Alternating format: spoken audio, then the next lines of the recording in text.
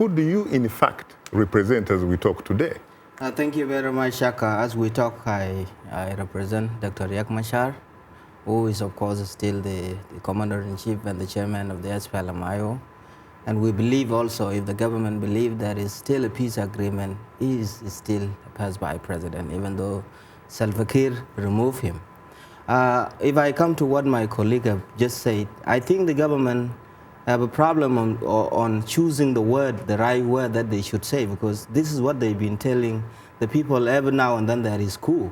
There is no any other word that they can describe a situation like this. There is no coup in Juba.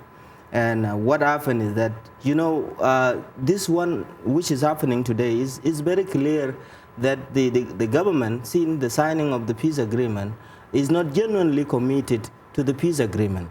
And that show in its deliberate introduction of the obstacle that are undermining the implementation of the peace agreement. And those obstacles, they start with observation of Salva Kiir when peace was signed. And again, after observation, he created 28 states. And after creating 28 states, he refused to implement the security arrangement that say there must be in Juba a demilitarization of Juba, and in which Salva Kiir refused to demilitarize Juba.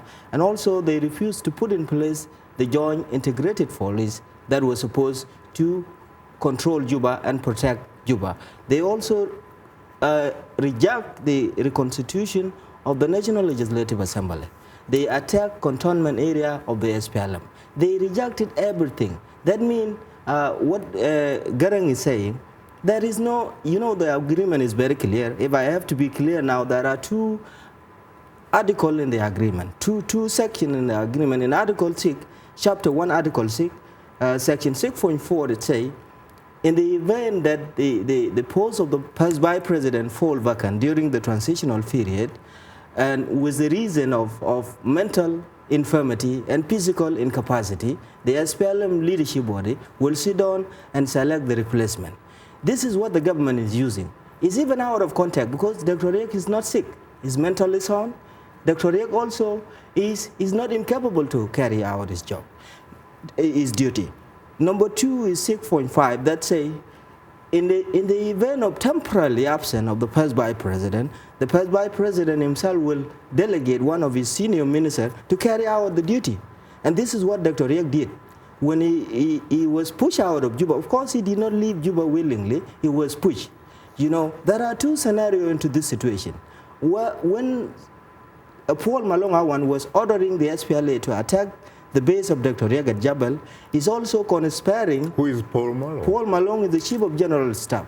He wrote a letter that I am carrying with me today, those letter directing the SPLA Chief of General Staff, Deputy Chief of General Staff for operation to attack immediately the position of Dr. Reath Muoch. But let me take you back to, for example, the issue of General Taban Deng Gai.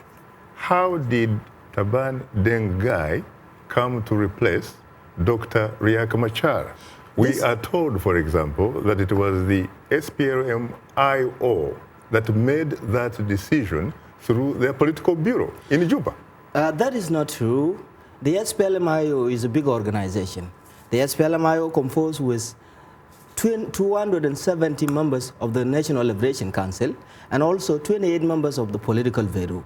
All this total body, if they sit down and then they want to replace the chairman, this will be now the legitimate right to do it. But there were only 4 people inside the hotel. And nobody knew where these 4 people sat. They could be sitting with Malong, because the day that the decision was taken, Malong was sitting in the hotel until the meeting got finished.